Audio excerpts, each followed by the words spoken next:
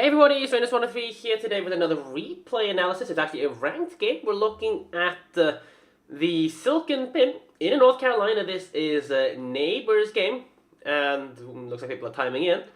1, 2, 3 even. Not exactly sure the server, don't really recognize any of the names or clans, but hey, before we, go, I guess we'll just read out the description sent in here on the email. The idea was that by heading south at the start, I would be able to either flex out and create a crossfire on the enemy team should they decide to sail to the side of the map as well, or if they did not, then still be able to push up closer to the cap point on that side and support the team in a more standard heads-on team engagement. For this game, the enemy team decided to sail to the same side, and I was able to punish their broadsides if they decided to push towards the cap. The other option was to angle towards me and show broadside to my team, while also delaying their cap presence. What concerns me though is the small number of citadels I got. Must be the aim, seeing as it is a recurring thing, and the move I made up to the small island where the enemy NC was on the opposite side. I believe that was an unnecessary risk, and had he decided to try and ram me, no doubt I would have been able to been in a much worse position than I ended up in, and we may have even lost the game. I appreciate you looking at my replay and reading this, Rangers. Hope you have a nice holiday season. Keep making those videos, man. Thank you very much. Hope you had a great holiday season as well. Sorry for not being able to come to it until now. Anyways, heading basically in this direction, it seems. I'm looking at the team. Let's see, we got a Turpitz, Alabama, us, Mogami, North Carolina, Kudasov, and a Kagano, which has been, yeah, actually it's fine because they get a Kagano. They get an end lol double Kudasov, so these are pretty much equal. Kudasovs don't have the, even with IFHE, the 37mm of pen to get through our 37mm deck. However, the 32mm of the upper freeboard area here, and the 32mm bow and stern are easily contestable by the Kudasov's 32mm of IFHE penetration, of course, considering he has it or not. We get a Mogami on top of having our Kudasov over there. Yeah, they're all everyone on this team is fully upgraded, no one's using survivability upgrades, which is good overall to see. Kudasov is pushing up aggressively, our Kagano already having spotted him, trying to line up a shot against him. He's probably going to stop, drop, and attempt to smoke. Or he's going to, looks like he might, ooh, I'm actually not sure, he's even opening up in the middle of the open of the ocean here.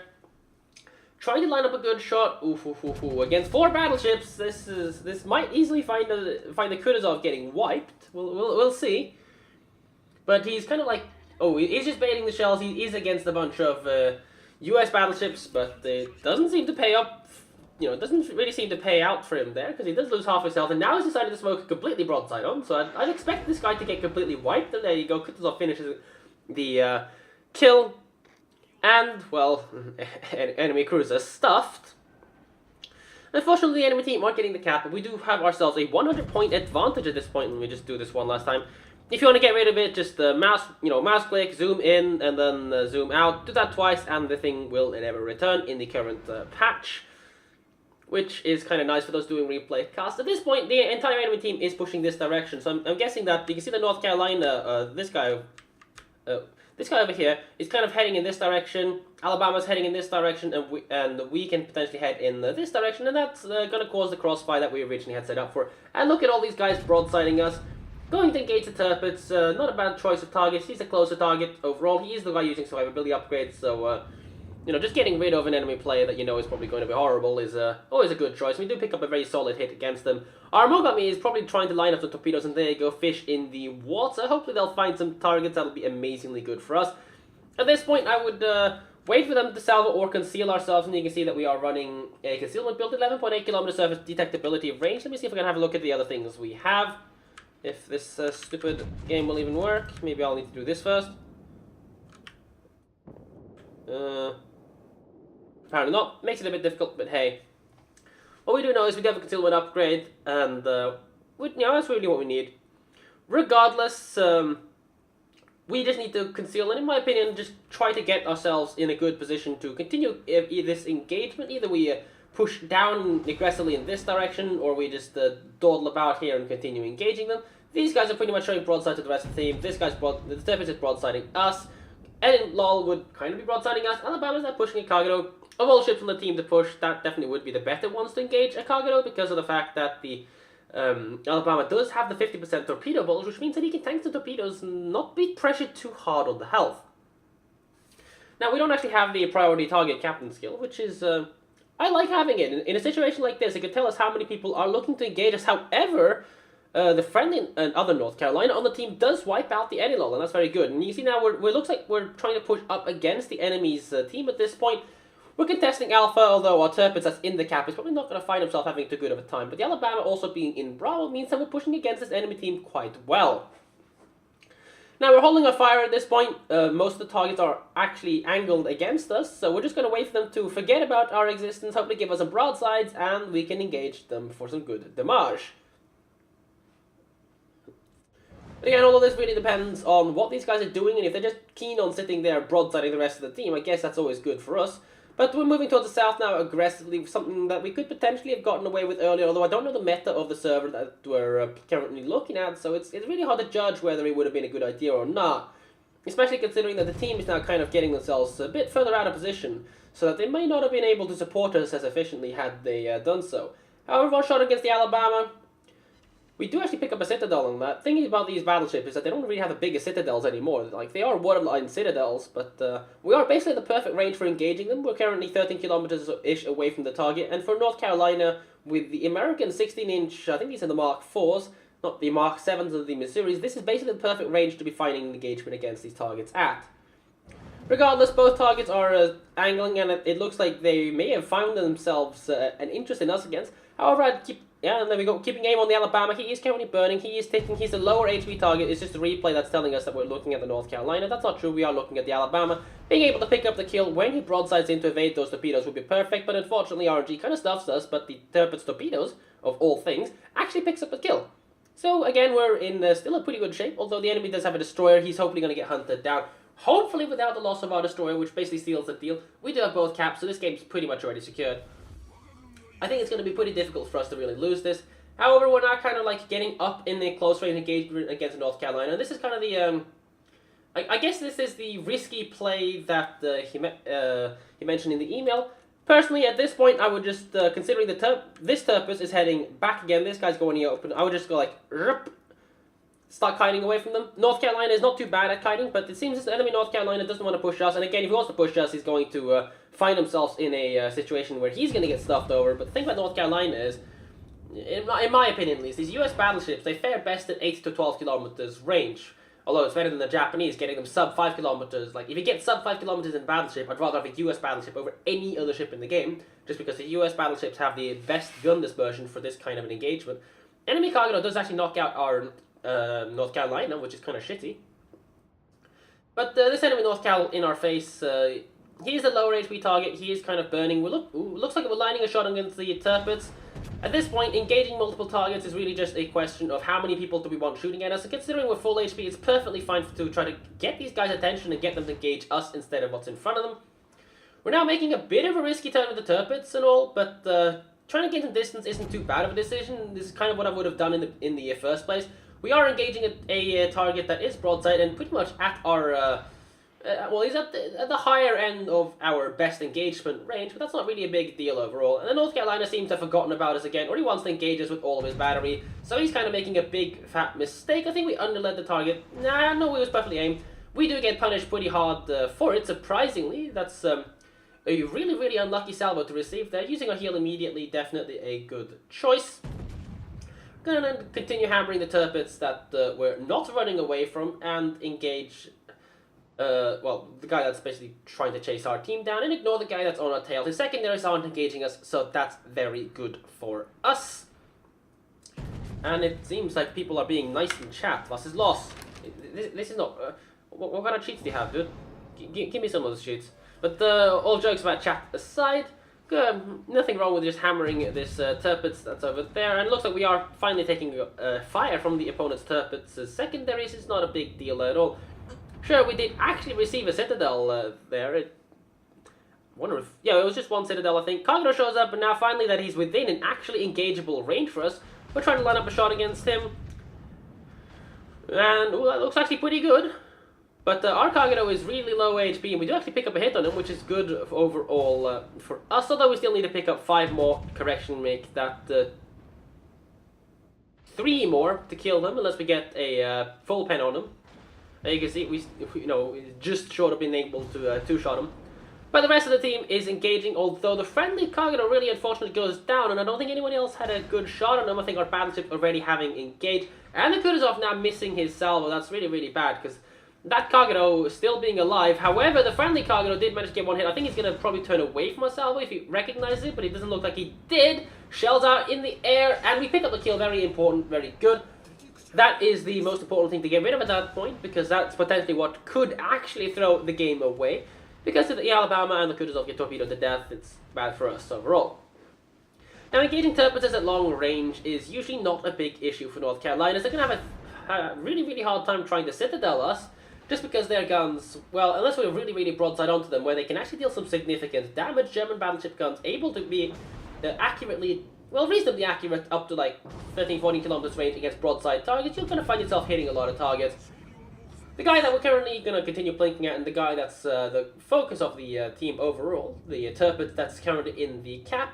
Very good fire discipline here to engage the target that is giving us an ability for us to engage it. Although we need to be careful, we're kind of getting far away, and something I kind of, you know, you could have considered going 3/4 speed just to stay close to the Tirpitz that's in the middle of the map, or just overall try to, you know, engage. But for the moment, just plinking away at them from a good chunk of distance away isn't too bad. The friendly Alabama completely derps his salvo, puts it right into his lower front area where it's 60mm of angled armor. Forget it, you're never going to pen that. A ram trade here actually goes in our favor as long as we don't do anything absolutely silly. If the Tirpitz, however, does manage to get a pass and take out the Alabama then without dying himself, that could be actually nasty. But the ram trade here goes in, and the Alabama makes the right decision getting the ram off, or rather said, the Tirpitz screws himself over and fails to actually trade him down correctly. Now we're dealing with an angled Tirpitz in front of us. We basically have two options. Either we shoot his main guns and kill them, or we, you know, swap the high explosives and spam him. In North Carolina, we definitely don't want to try to get a close quarters engagement with him. I would just maintain the angle so we continue going along parallel with the island, so we don't risk ourselves getting stuck. There's absolutely no need to take the Kutuzovs just need to sit behind an island and wank down the Tirpitz. That's all that needs to happen. We're not in an Alabama, so we're not actually at risk of being citadeled in our rear sectors like this. Tirpitz makes a slight, he's not angling well enough for us to be able to contest his citadel, but he's definitely, you know, angling so that we can get a few hits in. Although keep in mind, any hit that goes to the deck is likely to find itself deflecting. Any hit that goes into his turret is likely to find himself being absorbed. And surprisingly, this Tirpitz hasn't set us on fire yet. That's a bit surprising. If I was the Tirpitz, I would just load high explosives and try to go for the burn. And there you go, it looks like his secondaries finally pick up a hit that sets the fire, which is quite nice. And we're continuing to target his superstructure and the area just near his guns, picking up another 10k damage salvo against the Tirpitz. Good job overall. And the Kutuzov just needs to pitch in. I mean, thinking about the North Carolinas, you do have really, really good guns, and at this kind of range, like, the accuracy on these things are pretty sick. Although I do say that 8 to 10 kilometers, maybe upwards to 12, against battleships is the effective range of a North Carolina. That's like the, because of the, you know, the low size of the citadels, you kind of want the shells to plunge a little bit. Very good heal management there, triggering the heal earlier, while we're still on fire, while we're going to continue to take fire, and now we're just targeting the guy's main battery turrets. We even managed to pick up 5.6k damage, pretty good job overall. And at this point, it's just a matter of tripping, but even at this point, I don't know what your secondary range is, but I'm assuming because you're running concealment, you probably don't actually have AFT or anything there. We're probably running into full survivability, maybe with fire prevention, considering we haven't been set on fire, so that's our 2 tier 8s. Running, you know, probably superintendent, or I actually don't remember whether we have that or not. I'm actually not sure, but very good, the broadside from the Tirpitz, and he just basically commits suicide and hands us the last kill. Thank you, Wargaming, for a well-made crash. Doesn't really matter. Just F off already. There we go.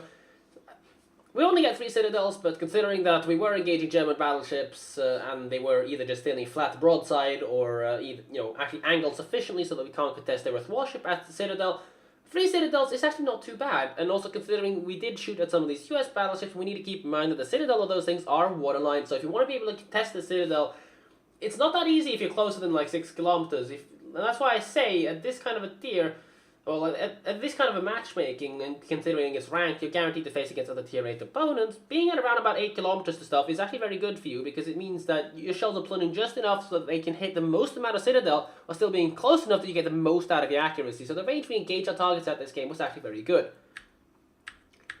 There we go. Team score, we're top on the score, as to be expected, high caliber and whatnot.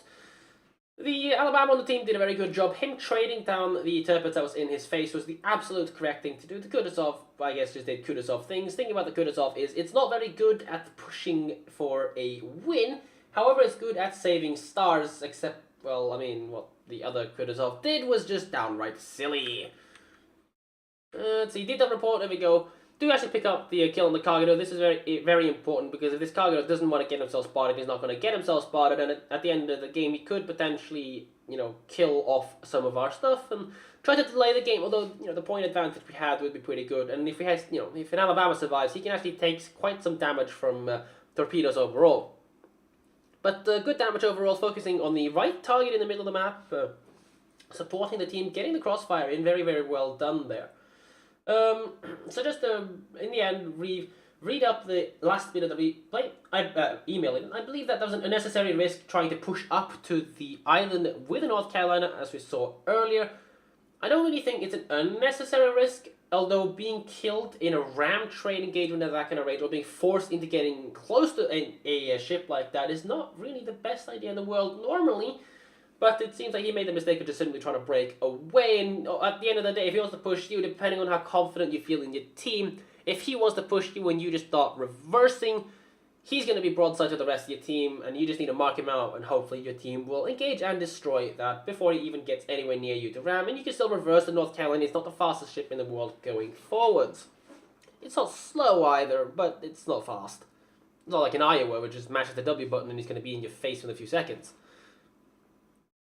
But other than that, I don't think it's an unnecessary risk. Although it's not a loss that you can really afford to get. Although at that point, if you had gone down and the rest of the team had been trading poorly, positioning poorly, then there is actually a chance you could have been defeated this battle. Although I wouldn't say it's too great of a chance. That it definitely is still there, especially considering that we were the one that picked up the kill on the Kagero, picking up 4k damage just short of to get rid of him. But yeah, other than that, in that kind of a pushing in area, I think we were preparing to actually disengage from the opponent's fleet already, although I think seeing that the North Carolina didn't want to push us, we did do the right decision and sustain our position there, pick up the North Carolina, remove the Alabama group, and then just engage and destroy, well, at least chip away at the enemy's Turpitzes, which is the, I think we played this game actually pretty much perfectly. The team deployed into their positions. They managed to get double cap at some point in time. We had a perfect crossfire, kept ourselves alive. In fact, we kept ourselves incredibly healthy over the entire game. The enemy team mostly seeming to be fine, just ignoring us.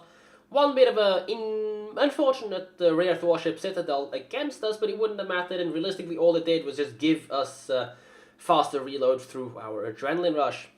Anyways, I hope you guys enjoyed this replay cast. Subscribe to my YouTube channel if you enjoy this content. Give me a like if you do. If you don't, tell me why in the comments down below, please.